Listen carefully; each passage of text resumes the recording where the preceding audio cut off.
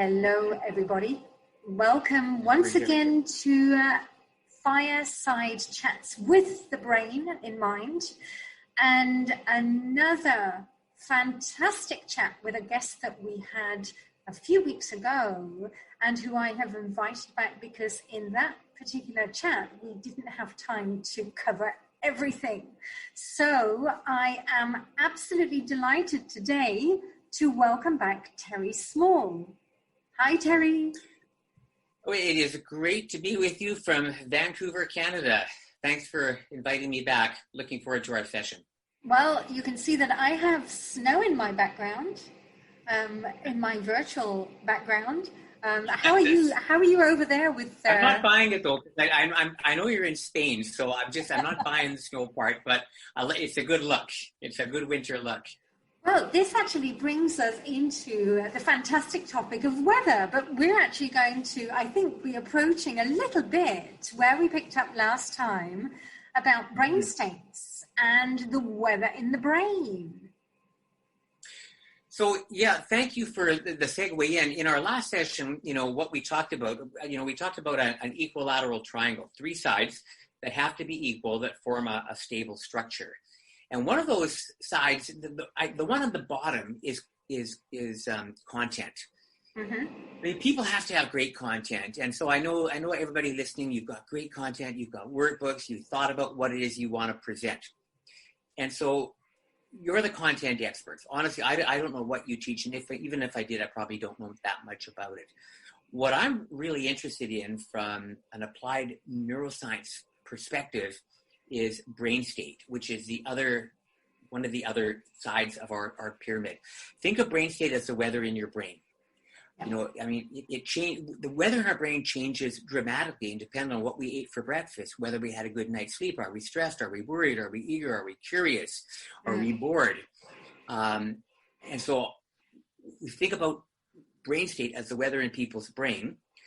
So my contention is, my whole teaching paradigm has really come down after all these decades to these three words: state, strategy, content. You can have the best content on the planet, and I'm sure you do, but if that content is not connected to a learner in the right brain state with a good brain-based strategy, then the Teflon factor is likely to be very, very high. So I've been really interested in what causes people to pay attention to this and not to that. Right. The brain is always paying attention. Even when we sleep, the brain is paying attention, which is why, the folks listening, if somebody comes in the middle of the night and turns on the light, you'll probably wake up because even though you're sleeping, your brain is always engaging with the environment. So there's no such thing as not paying attention. I mean, maybe students aren't paying attention to what we would like them to pay attention to, but that's because they're paying attention to something else. So what do we know from neuroscience that we can use as instructors to make the learning more effective, to make our jobs easier for ourselves and also for the students so they can learn the material more effectively? So over the years, I have come up with what I call brain engagement principles. Principles that if we keep top of mind and employ, we can be pretty certain that we will shift the brain state in a positive direction towards the materials that we want the student to be learning at that particular time.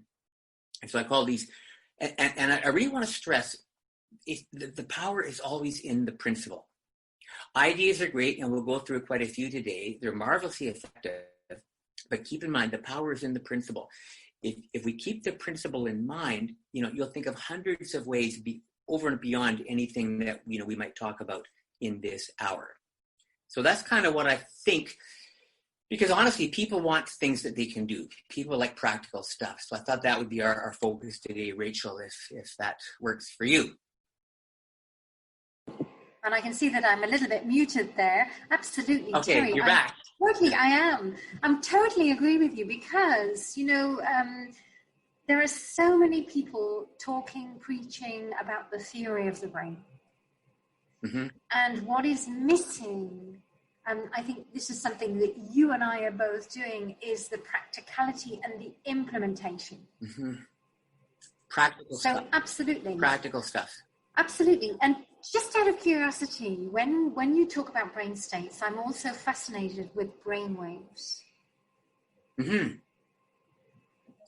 How do you like brain waves? You know, that this is probably one of the brain engagement principles that I would not have talked about today, because it's further down in my the program that I usually present. In your list. But I will say that yes, that I mean, this is huge. I mean, if you think of I actually use music in my sessions and in my teaching to influence brain state. And so, I mean, there's an awful lot to brain waves. But if you think about, you know, beta, alpha, theta, delta, I mean, beta is when we're fairly stressed. You know, brain waves are short, choppy, close together. You know, we're kind of stressed, we're nervous, we're making errors of omission and commission. Alpha, you know, brain waves are further apart, relaxed, calmer. I call this active relaxation. Theta is that sort of transition, you know, where the brain waves now are even further apart and rolling. And this is kind of when we're transitioning to sleep. We're not awake, we're not asleep. This is usually when we drool.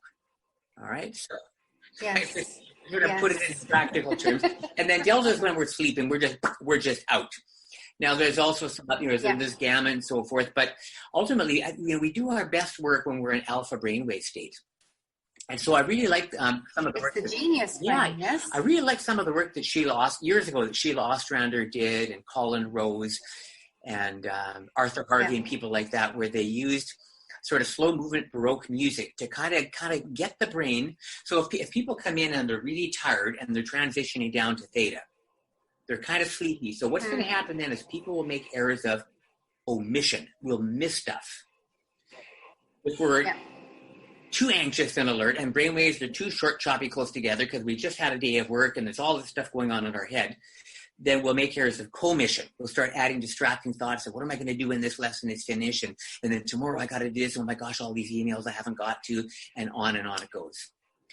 And so, you know, one of the challenges I think for instructors is if people are in beta, we need to pull them down. If people are in theta, we need to pull them up. Pull them up. And get them into them into alpha. So one of the things I do is, you know, when I'm teaching, when people walk into the room, I've got some Baroque movements between 55 and 70 beats per minute. I have a little collection, just playing softly. Yes. When we're actually actively instructing and teaching and learning, I turn the music off. But then if students do seat work on their own, and perhaps I'm just circulating around and helping, or maybe I'm working at my desk, I'll have the music playing very, very softly so that you barely hear it. Yeah. When people walk into the room, I'll have it louder. When people exit the room, I'll have it louder. Over the years, you know, I've spent a lot of time working with parents and students on creating an effective environment to study at home. And one of the things that always comes up is, you know, is it okay if my son or daughter does their homework with the TV on, or their earbuds in playing their music, or Instagram running? And the research is pretty clear. We should not have that on. I mean, that's going to be a distraction. And the one exception being if we play a little bit of Baroque music softly in the background. I prefer it not to be with earbuds, but I mean, if it's going to interfere with other people, fair enough. But that can be a very calming effect on the brain. And eventually, because of the structure of Baroque music, eventually you don't even hear it. It's just this wonderful feeling of well-being while you're studying and learning and working. And so I actually play it in my office all the time. I come in and I turn the lights on, I put the Baroque music on, and my brain goes, it's a signal to my brain that, okay, we're here to learn. We're here to have a productive day. Yeah. So really, I'm glad you brought it up, Rachel, because that is critical. I mean, that's kind of an application of what brain state is. I mean, when we talk about brain state and the weather in people's brains, I mean, you can actually measure this. You can actually see this in real time with imaging technology. Absolutely. And also with neurofeedback. And one of my other guests on the Fireside Chat is Thomas Feiner, who is a neurofeedback expert. So yes, it's fascinating. Do you think that one day we will be learning with these caps on our heads and we will be reading our brainwaves when we're learning?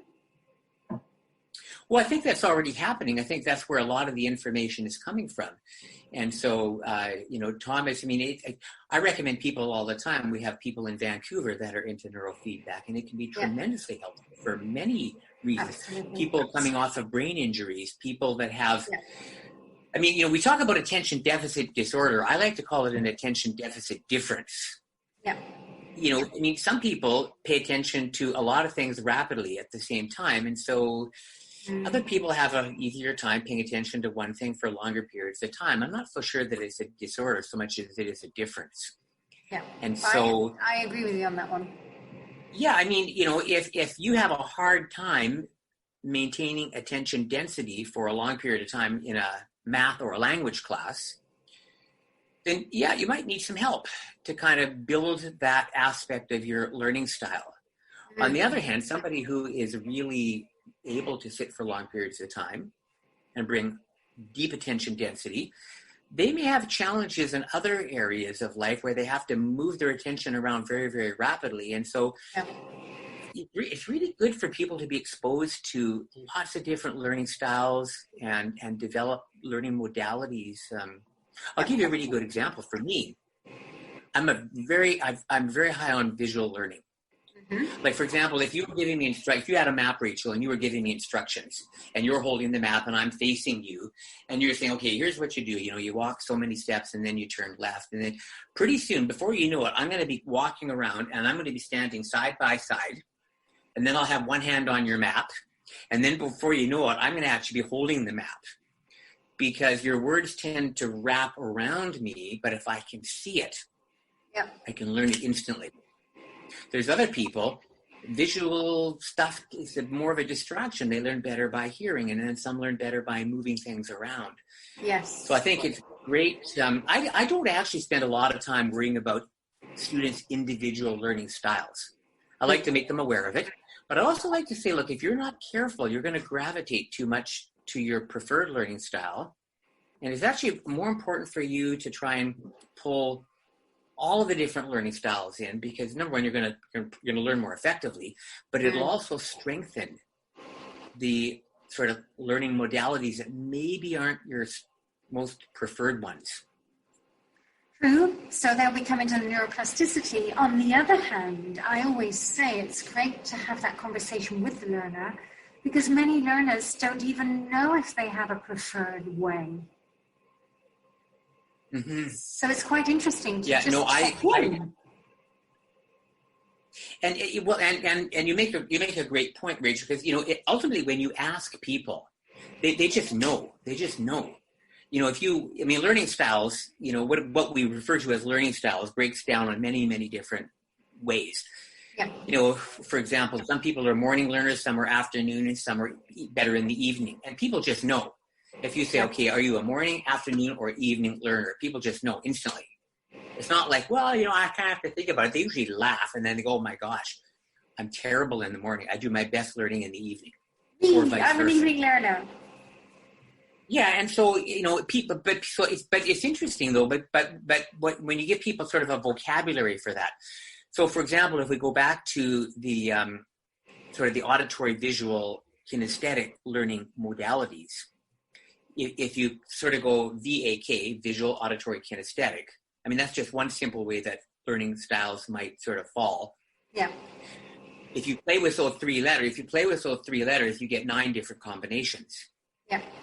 And so, when you take these tests, and I'm not really a big believer in tests, because I think, brains are much more diversified than any test, but it does give sort of a starting point for the conversation. So you take a test and you find out which one of the 9 you are. And so I turn out, when I do these tests, that I'm what's called a VAC. My first preference is visual. Mm-hmm. Obviously, I love to read. Mm. My second preference is auditory. And then my least preference is, moving the pieces around and building things and kinesthetic stuff. That said, one of the things I think that is helpful as a learner to keep in mind is if you can come up with a way of learning that brings all 3 to bear at once, it's probably going to be better. It's like 3 people working on a job as opposed to 1 person. So if three people are building a fence, it's probably going to go faster than if it's just one person building a fence. And so, as an example, if you're sitting in a class, is it better to sit in the class and listen? Or is it better to sit in the class and take notes? Or if you're studying, is it better to sit at the table and just read a book? Or is it better to sit at the table and read a book and say things out loud? And so if you can find a way to see things, hear things, and touch things all at the same time, it's going to be better for you. More effective. Yeah, and I think, everything boils down to how can we create effective learning. So we've got brain state, we've got effective learning. Now, I know that you've got, you were saying to me, priorities to get practical tips and tricks into that learning process to help the learners. So what would be your number one? So one of the things I like to do when I'm presenting these is I always like to kind of calm down the critic, that we sometimes believe resides in the left side of our brain, that just it's sort of the show me the money part of the brain. And so I think if you can kind of give people a little bit of proof ahead of time, then when you introduce the principle, people go, you know what, that makes sense because they just experienced something. So what I'd like you and all of your learners to do right now is I'm going to give you a memory test. All right, I'm going to give you a memory test. So Rachel, you and anybody that happens to be watching this, I'm going to give you 15 seconds to look around your environment. You may look at anything in the room. You may look at whatever you're wearing. You may look at the stuff on your desk. If you happen to see out a window, you can look out the window. So anything is fair game. How many blue objects could you memorize in 15 seconds? You've got 15 seconds starting right now. Look around and memorize as many blue things as you can, and then I'm going to test you. So look around and try and memorize as many blue things as you can. Okay.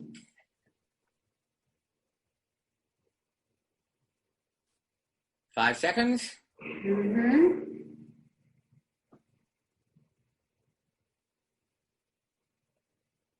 Okay, and we're finished. Okay, so Rachel, I'll interrupt you. All right, now I would like you and all of your all the people watching, I want you to close your eyes. Now I'm eyeballing you, Rachel, so no peeking. So with your eyes closed, I want all of you right now out loud to list as many things as you can that are the color red. Ooh. Okay, you can just you can all open your eyes. You can all open your eyes. My guess is, like, when I do this in a live session, I usually have one person picked out. And when I do this in a live session, the person that I picked out will be somebody sitting directly behind somebody that has a bright red shirt on. Right. And so and they're usually, oh my gosh, like I have no idea what's red. They just freeze. And then I'll say to the person, okay, Robert, forget that. What's blue? And then, oh, well, you want blue. I'll give you blue. There was this, and this. And you can hear the confidence in their voice. Yeah. And so my point is, the question was, what's blue? As soon as your brain locked onto that question, everything in your environment except for blue disappeared. Now, it didn't really disappear. Everybody in the audience always has a laugh when I get the person in front of them to stand up, then they've got a bright red shirt on. But the point is, as soon as our brains locked onto the question, what's blue, almost everything in the room disappeared. Now, it didn't really disappear. It was still there, but your brain didn't care that much about it. Your brain followed the question. So when we hear a question, and this is my first brain engagement principle, I'm just going to read you something. It is called questions, questions, questions. And so when we hear a question, there's a chemical change in the brain. It can be something as simple as, Rachel, you're walking down the street and you're just chasing light, fuzzy thoughts, wandering off to get your coffee. And you're walking down the street. It's a nice sunny day where you live. And somebody comes up to you and asks you what time it is. Suddenly, whatever was happening, and boom, you're focused. You're focused on the person. And so you've taken your attention and you've just narrowed it right down to what time is it. you'll notice as soon as you hear a question, you're immediately more focused. And so I'm just going to read you this little bit here that's part of the little booklet that I like to work from when we're doing this. So it's called Questions, Questions, Questions. Your brain has a strong attentional bias for questions. Just like you might have a bias for pizza. Some people have a bias for pepperoni pizza. Some people have a bias for vegetarian pizza. We have preferences. Your brain loves questions. That's what I mean by an attentional bias. When it comes to learning, our brains are much more interested in questions than answers. When the brain is exposed to a question, it will automatically look for an answer. So why does this happen? Well, there's a lot of reasons, but the two that I'd like to address is first of all, when we hear a question, curiosity is triggered, and that's a distinct physiological state. You can actually see that on brain imaging. When we're suddenly curious, it changes our posture, it changes our eye movements, it promotes chemical reactions in the brain that are advantageous to better attention, learning, and recall. The second thing is when the brain receives a question. So when I ask the student a question, or I ask the class a question, the brain will continue to process the question even after we've come up with an answer. It's a name for it. It's called the long tail effect is created. So attention spikes up, and then after that, there's like a coasting release. So for example, students walk in to a session, or a student walks into a session. Okay, so I'm going to just, use my little thing here. So let's say that we have an attention scale. There is no such thing as an attention scale that I've seen, but we're teachers, we'll just make it up, right? Okay. So let's just say we have an attention scale here, and this is 0. So I don't know, maybe you're sleeping. And 10 is, students are hanging on every word. So Rachel, when you're working with a student, student comes in, they plunk down on a scale of 1 to 10. Where do you think most students start? Nothing has happened yet. They just come in to the language studio and they just plunk down, or maybe you've got 4 or 5 students sitting there because you're teaching a small group. Where would most students kind of maybe start, you think? Quite low. 2. Yeah, but because, they've been Instagramming and texting, and they've had a day. Some of the adult learners, or their brains are full of work stuff. So let's say they come in at about I don't know. I think you're a pretty special teacher, so I'm going to give you a 3. Let's say they come in at a 3. So they start. By the way, we have to modify this. We have to modify it to coach, not teacher. Okay, coach. All right, so coach. Yeah. That works for me. So we have a language coach, and so we have students coming in at about a 3. So let's say that you decide that, you're going to employ this principle. So, sort of a brain-based teacher might think of, how can I start this session with a question? So the students sit down, instead of saying, okay, please open your book to page 27. We're going to continue from where we left off last time. I mean, that's important information, but maybe it doesn't need to be the first thing we say. So maybe, student comes in and the first thing that the coach says is, what do you think I saw on my way to get coffee yesterday? And the brain immediately goes, well, I don't know. What did she see? I wasn't there. Why is she asking me this? How could I possibly know? Right away, what happens then is, in that question, which of course it's impossible for me to know what you saw on the way to coffee. I wasn't there. But obviously you're excited about it, or you thought it was important, or you wouldn't be bringing it up. And now my brain is curious. Why is she going there? In other words, what's blue? Suddenly, my other thoughts start to dissipate. Whatever I was thinking about now recedes, and my brain is going, what the heck is she so excited about? What's going on here? Yep. So suddenly then what happens is, let's say, and again, we're just making this up, right? Let's just say that this is like a 7. So suddenly you've asked a question, the brain now spikes up to a 7. Now remember, this is baseline here, right? The 3 is kind of our baseline where we came in. So you ask a question, now the brain spikes up. And then you say, well, you know what? On my way to get coffee yesterday, I saw, and it reminded me how important these 5 words are in the English language. And today we're going to really focus on this because blah, blah, blah, blah, blah. So now they have an answer to the question. But what's interesting is, even after the question has been resolved in the brain, this heightened brain state doesn't immediately just go right back down to a 3. There's what's called the long tail effect. And so the brain now starts to coast slowly back to where baseline would be. Now, before that happens, what would a good brain-based coach do? Ask another question. Ask another question. Absolutely. Ask another question. And so by continuing to ask questions throughout, by punctuating the entire session with lots and lots of questions, what we can do then is we can actually kind of keep this attention at a higher level and not let it get back down to 3. So now that we know that questions have an impact on the brain, how do we use questions? And by the way, the reason why that little activity is so powerful is the number one job of the brain is to keep us alive. So if there's anything in your environment that you should notice, it should be the color red. What color is blood? What color red is? The brain will pick out red faster than any other color. I've been in many countries around the world. Every country I've been in, the stoplight has always been red. The brain will pick out red faster than any other color. There was even a big study done that sports teams that have red as the predominant color on their uniforms, their jerseys, have the highest winning percentage across many professional sports over the last 110 years. Wow. And so even though the brain has because red is potentially a threat or an opportunity. So when the brain is presented with a palette of colors, the brain usually first picks out red.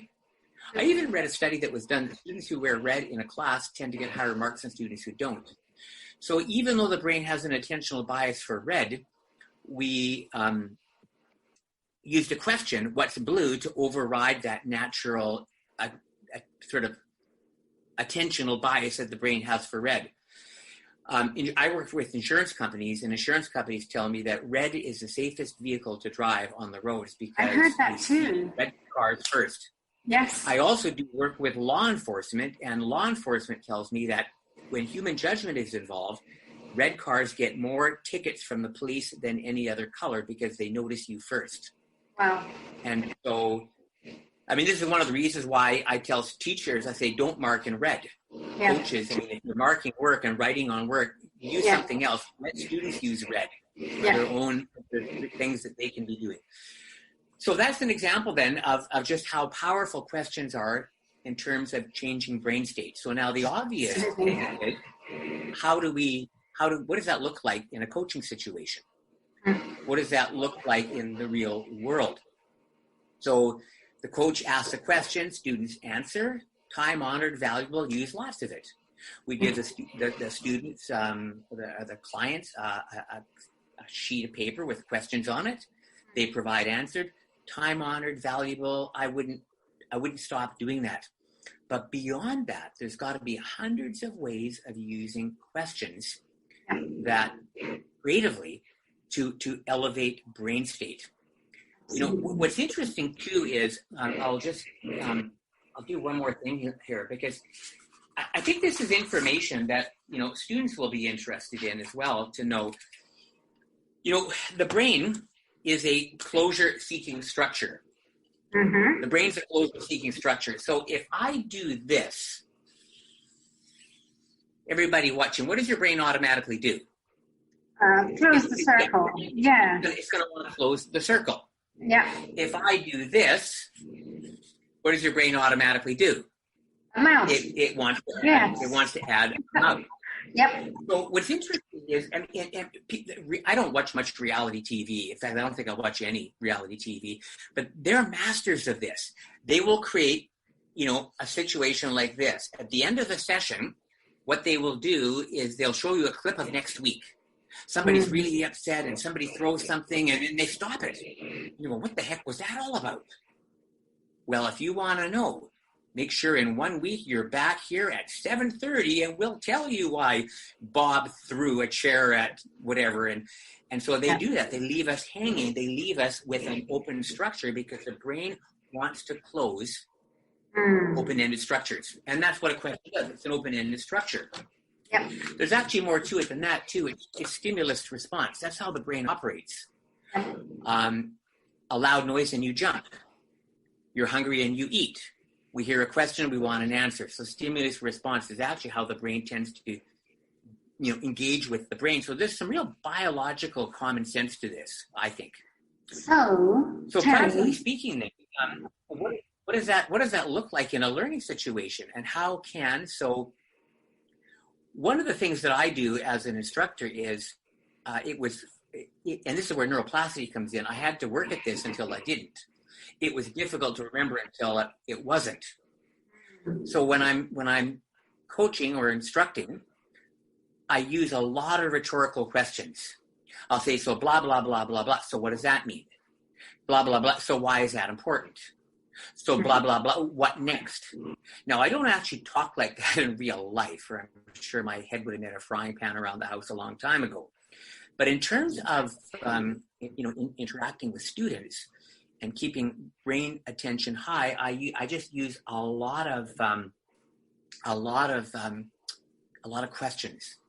And sometimes I wait for them to answer, and then sometimes I just keep moving along. But I'm always using questions just as a natural part of the way I speak. And I just build that in. The other thing that I do too is I think it's, students have to master content. I mean, we spend a lot of time talking about strategies and so forth, but students do have to master content. I mean, they're here to learn, in your case, English. That's right. Or another language. At some point, you actually have to learn stuff. So one of the things that I do, building off of this principle of questions,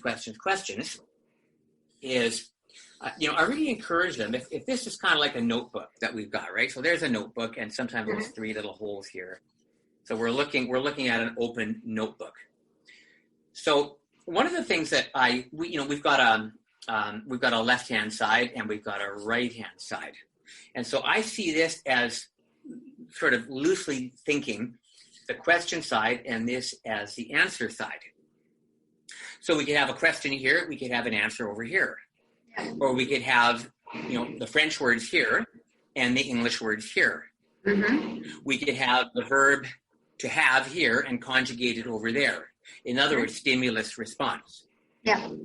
So when it comes time for students to rehearse the material and to study the material at home, one of the things I often ask is, I say, well, what does it look like when you're studying? Well, I'm reading the material over. Okay, well, that's good. How do you know it's actually going into your brain? You don't. Not really.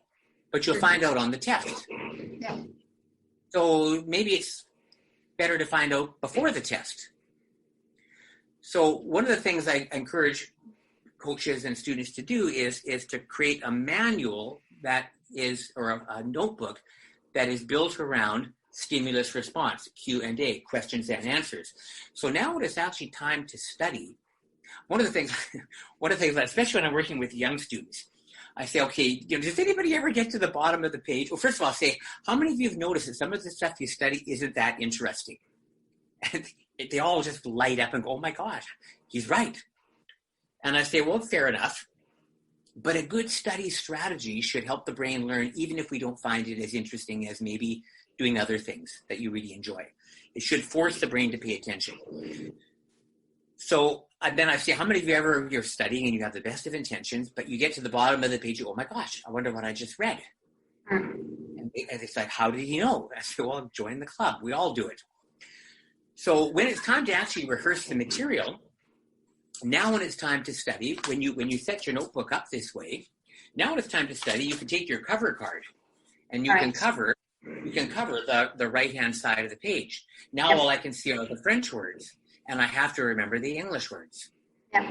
So you say the French word out loud. I don't know, le stylo, and then you look away and you go, the pen. And then you pull the card down, and if you got it right, great, move on. If you didn't, stay there, say it out loud a few times. I mean, repetition is kind of boring, and it's not that sexy, if you like. But it's actually still a really good way, saying something out loud 10 times. When you say something out loud, you got a 4 times better chance of remembering it. It's got to come out of the mouth and back through the ears. Yeah. I mean, one of the other things that I like to do when I'm teaching languages is I just call this fourfold study. So you just take a piece of paper and fold it in half like this, and then they fold it in half again like this. And they can actually, if they want, they can draw lines down here. But essentially what happens is, you give them, they could create this list themselves, but you give them, let's just say 20 English words that you want them to remember. So you might even hand them this as a coach. And so they get a piece of paper like this. It's already pre-folded. You printed it off on your computer. So you got 20 copies of this, and it's got a bunch of English words here, or a verb that you want to have them conjugate. So then what they do is they just take the sheet of paper and they fold it back like this. And so now we've got the English words here, but now they have to come up with what it means in their own language. Or you can flip it around and do it the other way. And then they take a 30-second stretch break. They come back and you fold the English words back like that. You fold the other one back like this. And now it's just simply the reverse. So you started with French words, and then you put the English words down, and now you got to go back to the French words. And the French words, of course, are hidden back here, which they can then flip back and mark it. And then, of course, the final is to, now you're back to where you started, and now you have to go back and do the other list again. And so it's called fourfold study. And then it becomes something really easy, Rachel, for students that they can just take this at the end of the session. They can just fold it up like this, and they can fold it again. They can tuck it in their pocket. And now, you get to the instant teller machine if you're working with adult learners. There's always somebody in front of you trying to balance the federal deficit, right? So you just pull this out, and you can spend 30 seconds looking at it and playing with it and just kind of review. So you can bring distributed practice into it, because the more exposure you get, it's better to have. And everybody. We all know this, right? It's better to practice piano 15 minutes a day, 7 days during the week, as opposed to an hour and a half on Saturday. Right. So it's the same thing with language. It's better to have multiple shorter exposures than longer ones. I brought my paper, so I'm just going to go back and get it. So I don't know. Over to you, Rachel. Can you think of any other ways maybe that you use questions, or that you've seen some of your coaches use questions over and above, the obvious ones? Well, actually, it's quite interesting, because definitely when I do the training for teachers to become coaches, one of the major problems is that teachers have the habit of closed questions without realizing it.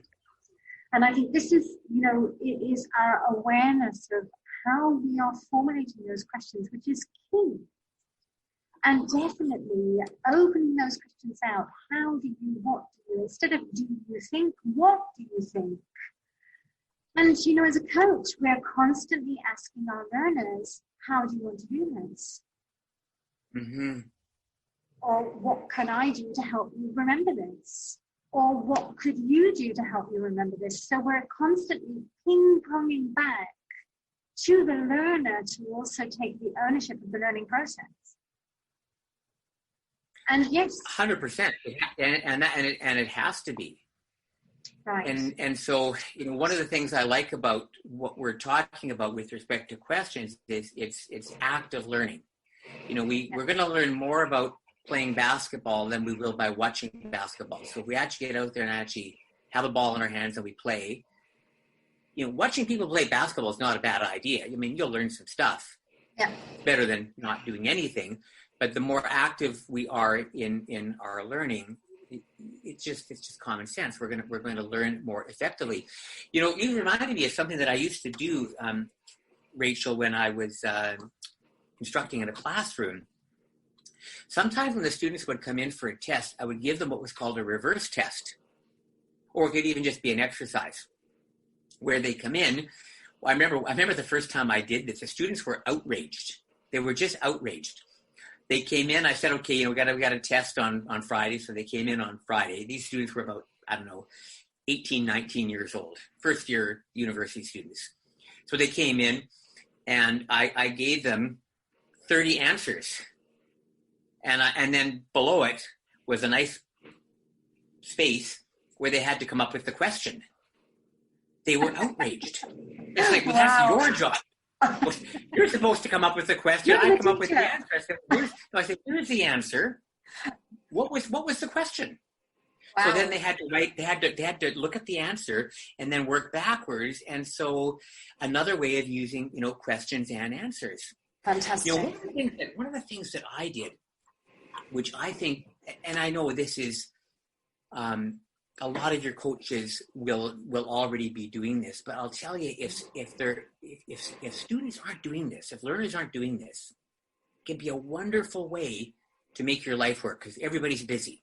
I remember when I was attending many, many years ago at the University of British Columbia, one of my high school friends and I, we would commute together. So we were living in a suburb and we would commute into Vancouver. And so Ed was studying to be an economist, and I was studying educational psychology. So on the days when it was time for me to drive, I would drive, and Ed would take my questions, and he would test me on my material while I was driving.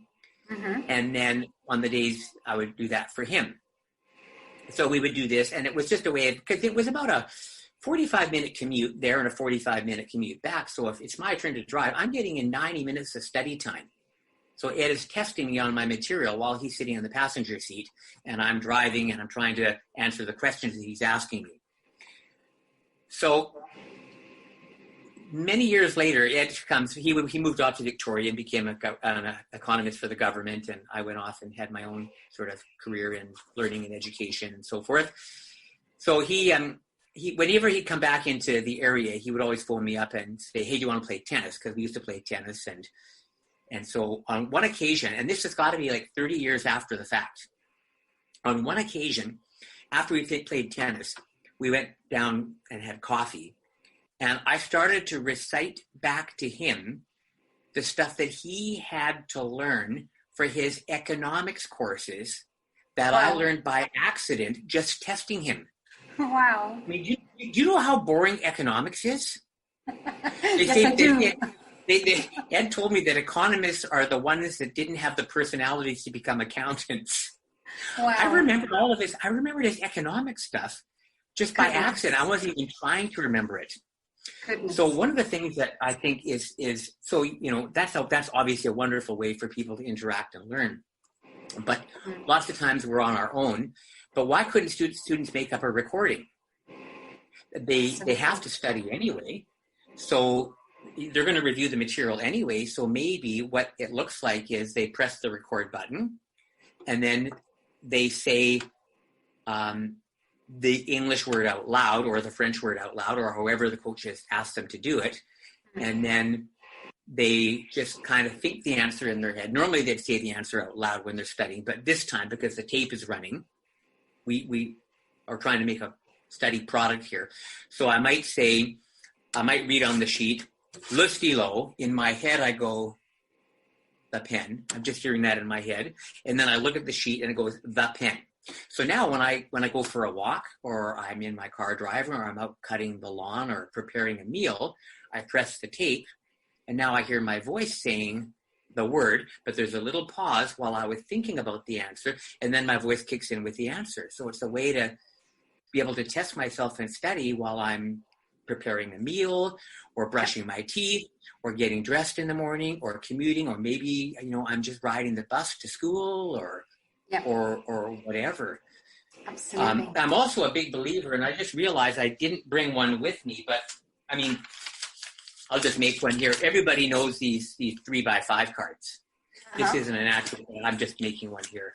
Yeah. So I call them M&M cards, memory and mastery cards. And I'm convinced, based on having worked with almost 300,000 students over the years, formally worked with 300,000 students in group settings. This is still the best way to master material. I know there's all kinds of high-tech ways to do it. Quizlet has ways of doing it online, et cetera, but I'm still a believer in these low-tech memory and mastery cards where you have answer a question on one side, answer on the other side. I mean, it's Q&A. You can shuffle them up and get them in a different order every time. It's really easy to stand up and study because when you're standing up, you've got 50% more blood flowing to your brain. Yeah. You're getting more oxygen to your brain. You're more alert. You can take the cards for a walk around the neighborhood. I could tell you story after story of students who started using these cards to master their material. And suddenly the results just went through the roof. Wow. And so this just becomes a really interesting way of, and you know, if I think you and I might be doing some work together at that conference in April, and if that comes to fruition, I will show people all kinds of ways of setting up these cards using color and making them more interactive. But again, it's about active learning and the power of using questions. Fantastic. So we could go on and on and on about, I mean, I'm sure as I'm speaking, you know, people are thinking, oh, and I use questions. And so this is, in many ways, you know, neuroscience affirms what good teachers have instinctively known and done for centuries. Well, I was going to say, Socrates had the right approach. It's one of the things I do whenever somebody's upset. If somebody's upset, I ask them a question, and right away they calm down. Yep. Absolutely. Absolutely. It's a wonderful way to diffuse something, is just to simply ask a question. That's right. That's right. Wonderful. I mean, I've had people come up in tears and they're upset about something. And as soon as you ask a question, it refocuses the brain, it refocuses the mind's eye flashlight.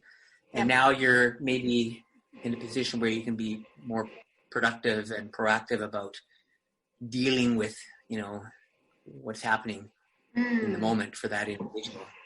Absolutely. So we've talked about the weather in the brain. We've talked about the brain waves. We talked about the questions.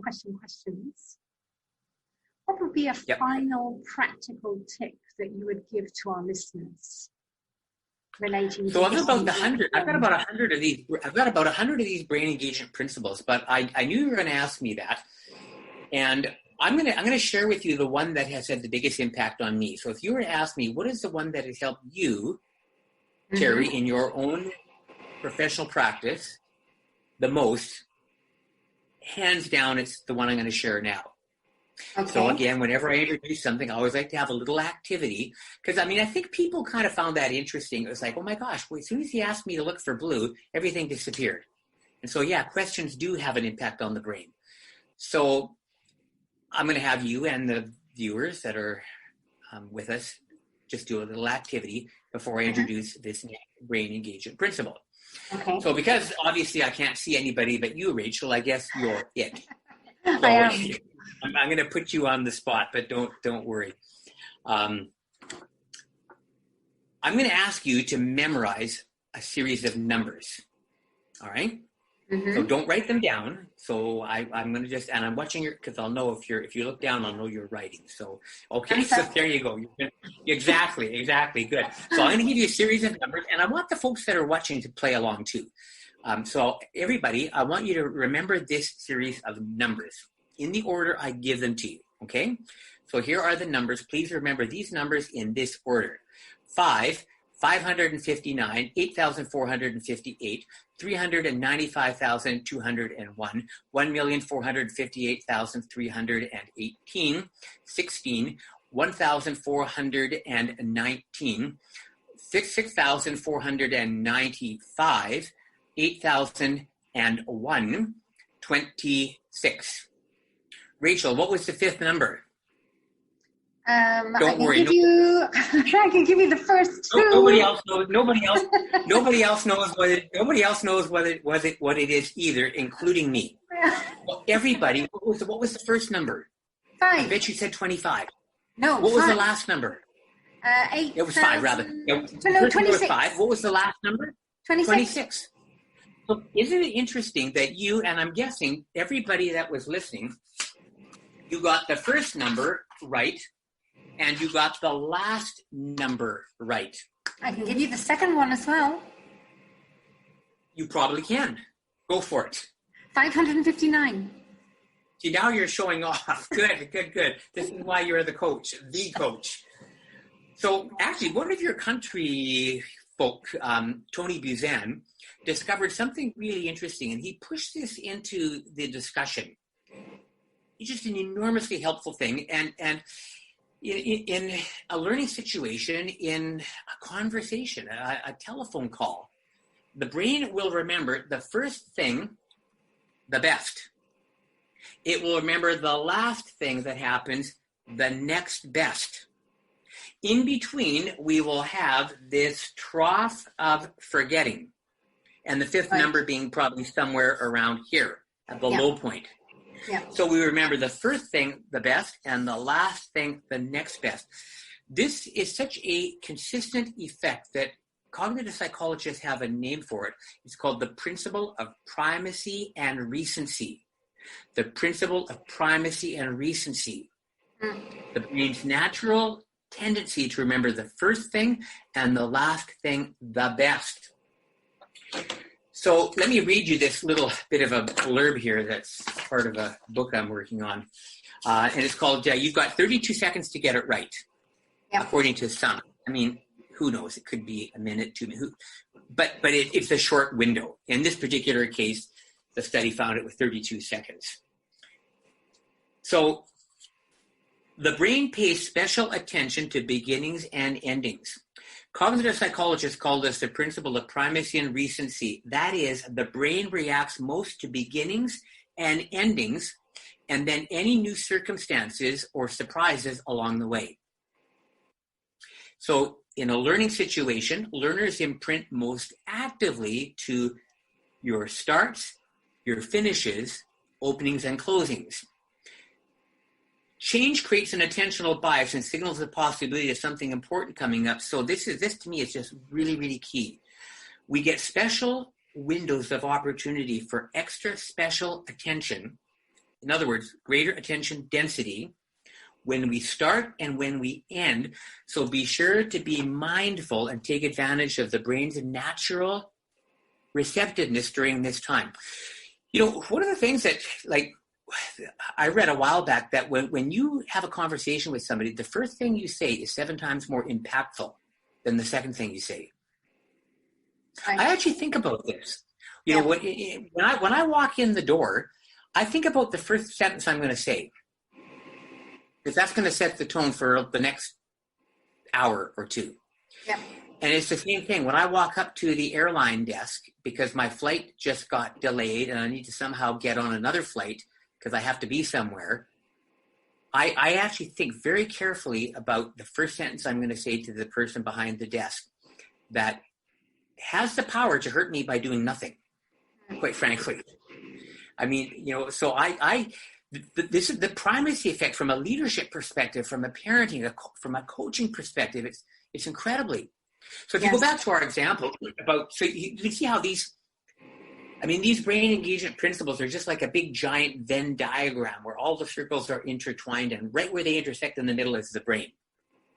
So you can now start to combine. We've only just talked about 2 of these brain engagement principles, but by the way, on practically speaking, you know, when they do the Super Bowl, for example, or the World Cup, or whatever people are watching, if there's 5 commercials in a commercial break, which slot do you think is the most expensive for a company to purchase? The first one after, absolutely. Which slot do you think is the second most expensive to purchase? The last one, yes. What's the cheapest one? The middle. Number 3. The middle one. Yes. Exactly. And so marketers are very aware of the principle of primacy and recency. So with that in mind, if we go back to our, the questions, when a student comes in, the coach greets the student. And so if we start the lesson with, hey, what do you think I saw on my way to get coffee yesterday? I bet you a million years you'll never guess.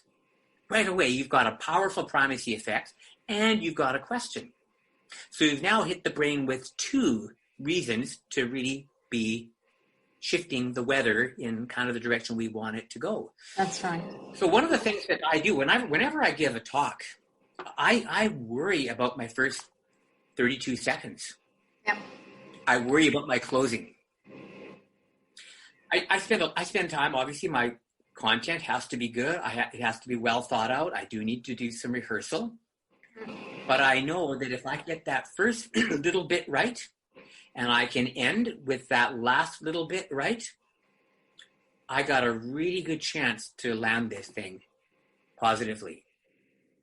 So one of the things that I would then, say to coaches is how do you begin and how do you end? Well, what are some of the things that you can do? So I'm conscious of our time, Rachel, but I will. Yeah. Sorry, you were going to say something, and then what I'll do is I'll share with you a couple of things that I do. Well, we do have what I would say is the signposting in and the summarizing. So signpost, summarize, and that's something that becomes a constant in a coaching conversation. And it's necessary as well. We have to signpost so that their brain comes with us. Mm-hmm. We have to give them that preview of what we're going to be looking at next. And this is one of the major secrets with my brain-friendly grammar method. When you're learning with grammar without any books, just with a coaching conversation, it is essential to use the signposting and summary. Signpost and summary all the way through the grammar points. And that's, see, I love that because that's a ritual. Absolutely. And because the number one job of the brain, almost 85% of the messages in our brain originate in this clump of structures that sits right on the brain stem. Collectively, we call this the limbic system. Yeah. And so brains are driven primarily by emotion and less so by logic and rational executive function. And so because the number one job of the brain is to keep us alive, the brain is always first concerned with survival. Yep. Rituals provide a sense of predictability. Rituals provide a sense of safeness. Absolutely. And so when you have consistent rituals as part of your coaching practice, that's good for the brain because the brain goes, I know where I am. I'm home. I know how this works. I feel safe. Yeah. I feel safe. I've seen this before. It's kind of like when you see a crowd and you're not sure and you see a friendly face in the crowd. You go, yes, there's Rachel. I'm going to be okay. I've got one supporter here.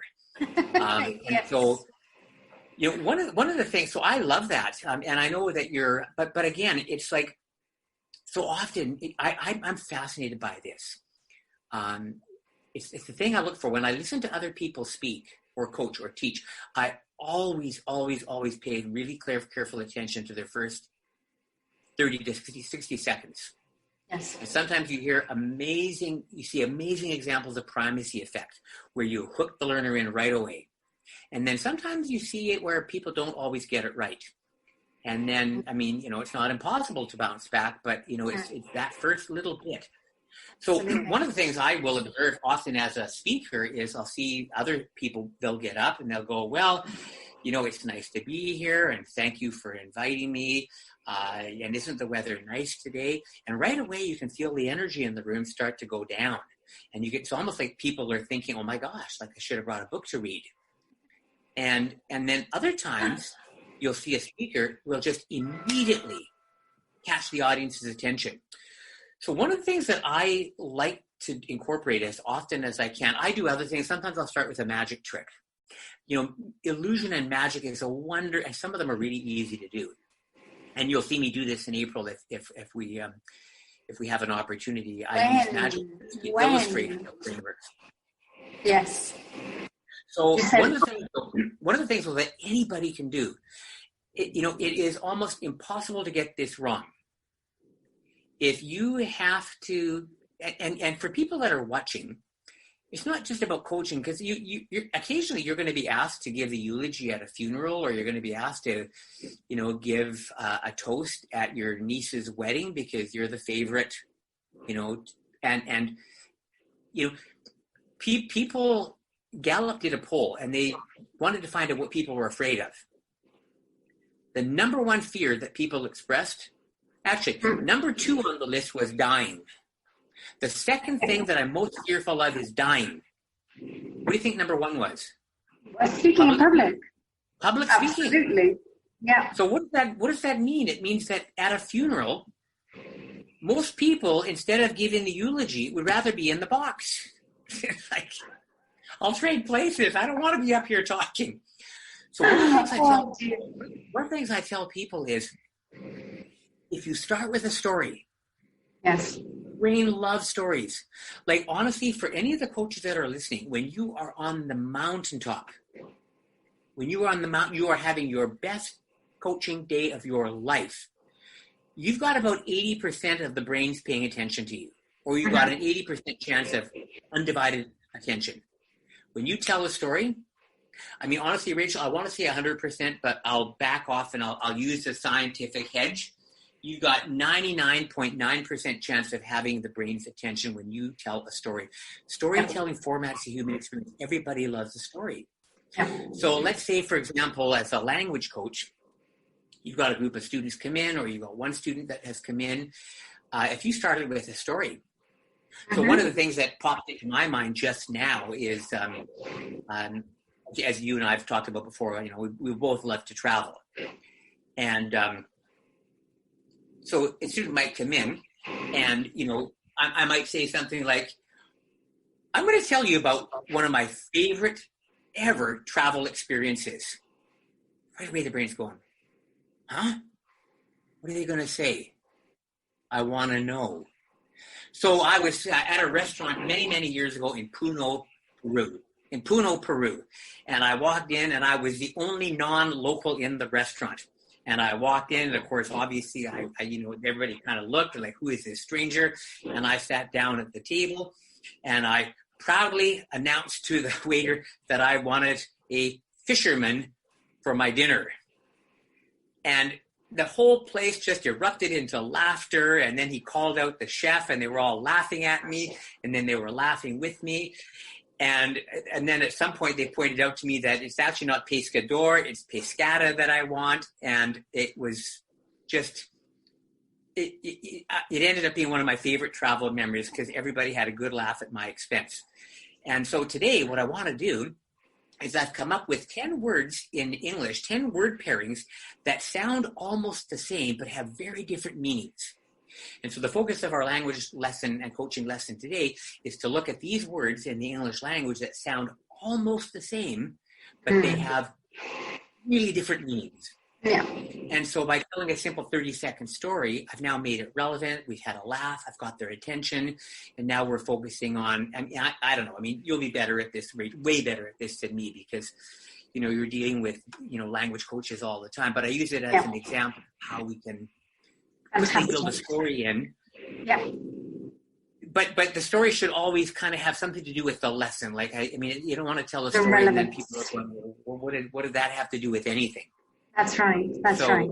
Relevance is story key. Should always be appropriate, and it should also lead into and splice into what we're going to be doing so that there's a connectedness there on the part of the student. And you could also end with a story. So, Terry, I think we're going to have to end with a story then today because we're coming to the end of our 1 hour. It's been an amazing 1 hour. I think we've learned a lot and we've consolidated a lot. We know that we need to get the right state. We need the curiosity, the reward state. We need that dopamine flowing. We know that we need the right weather in the brain states, the brain waves. We know that we need relevance. Storytelling is something the brain loves. We've got to get the questions right. And we have to remember primacy and recency. Mm-hmm. So what story would you like to finish up with today? So, years ago, you know what it's like when you go into a doctor's office, right? Has anybody on the planet ever had a doctor's appointment? And you walk in and the guardian at the desk says, Rachel, come in. The doctor will see you immediately. It's like, no, sit down. Half an hour if you're lucky. Here's a 5-year-old copy of Chatelaine. Don't cause any trouble. So anyway, I'm in the doctor's office and I'm flipping through. I foolishly didn't bring a book in to read this time. I always do now, but I didn't. And so I'm flipping through one of these old magazines and I came across an interesting story. And I love this story because it says a lot about the brain and the brain's potential. So there was this guy who was a rock hound. He collected rocks and he was an amateur geologist. He loved rocks. So he was out one day in his neighborhood and he went to a garage sale. And one of the neighbors had a bunch of stuff on a table and was selling, this and that, just getting rid of old things they didn't want. And he noticed a big rock on the table, just kind of a plain rock. And based on his kind of knowledge about geology, he looked at that rock and thought, that is a really interesting rock. There's something unusual about it. So he said to the person, how much you want for the rock? And they said, $10, you can have it, take it away. So he paid the money and he took the rock home and then he put it on his rock cutting bench. It's a true story. He got his rock cutting tools out and he started to cut away at the loose rock. Several months later, he's in this magazine and he's holding up a star sapphire worth $2.4 million. Wow. And I love this story. I love this story because, number one, he had to recognize the potential of that rock. Yep. But that wasn't enough. He had to do something about it. He had to actually pay for the rock, take the rock home, carefully cut away the loose rock to reveal the star sapphire within. And so I like to tell students, you got a star sapphire mind. When I look at you and call you a genius, I really mean it. I don't mean that you're always acting like a genius. Yep. But everybody has the potential for non-habitual thinking, for genius-like behavior, to get out of the silo, to get out of the rut. Everybody has the star sapphire mind. Number one, we have to recognize that we do. And number two, we have to be prepared to do something about it. You're never more than one idea away from a massive breakthrough in any area of your life. Remember that. Wow. You're never more than one idea away from a massive... You want to make a relationship that's foundering better? You're never more than one idea away from making that happen. You want to learn your English vocabulary better? Maybe you're just one idea away from being more effective at learning and mastering that material. And so I love the story of the sapphire mind. And to be honest with you, I don't even know why it popped into my brain. I don't think I've told that story for about 15 years, but wow. It's one that obviously stuck in my brain. So you put me on the spot. And yes, and what an amazing story to bring up from the depths of your brain. Fantastic. Yeah. I'm probably going to have a better day because honestly, in these times of pandemic, people need all the positivity that we all need positivity. There's so much negativity right now in the world that I think anything that gives us an emotional lift is a good thing. Absolutely. I would encourage the coaches to start collecting stories. Yes. When you're reading the newspaper, when you come up with a really interesting, just cut it out and put it in a file. Collect stories. Tell stories about your own experiences with language and traveling and. Absolutely. People love to hear about it. Yes. So thank you, Terry, for that story today to end our session. A pleasure. It's been amazing, but I have one question for you before you go. Yes. Without turning around, without cheating, what is red? Oh, I can tell you what's red. I can tell you what's red. Well, there's obviously a little bit of blue. There's obviously a little bit of red on that thing behind me. But I'll tell you, the most prominent thing that is red, you probably all can't see this too well because the lighting isn't there, but I've got an old water pump sitting here. Oh, yes, I can see it. It is fire engine red. Wow. And another time, I will tell you why I have that pump. That has incredibly special significance, not just for me, but also for anybody that has a brain and wants to learn more effectively. We can learn a lot about learning in the brain by looking at how a water pump works. Right. We'll and so maybe another time. That'll be a story for another time. Yes. I often take this pump with me into conference rooms here in Vancouver. Obviously, I can't take it on the. Take it on the plane with me because it's quite large and cumbersome. But I can take it in my truck. And people are always curious because it's a good primacy effect, because the primacy effect can happen even before people start. Yep. Before the session starts. With props. They come in and they just see this pump. They come in and they see this pump. And so sometimes when I do, I'll bring it in and I'll say, okay, well, you've all probably walked in here and you're probably wondering, what this water pump is doing sitting on the podium. Yeah. I noticed when I walked into the hotel that I was the only one carrying a water pump. And of course, they have a chuckle about that, but they really want to know. And so then that allows me to spin into my talk. Well, we're going to save that curiosity for the next time that we speak. I did one of those incomplete circles on you, so I've left a little gap. You're worse than the South American series, those South American drama series. It's a little bit like that, Terry. Oh, they are the masters of that, yes. Absolutely. So, Terry, thank you so much for such valuable information today. Everybody, we will be putting Terry's contact details below this fireside chat. Terry, thank you. Eternally grateful. An absolute pleasure. So thank you, Rachel, and thank you for anybody that takes the time to listen to this, and thanks for all the great work you're doing with the students that you work with. Fantastic. So everybody, thank you, and we shall see you all another time. Bye, everybody.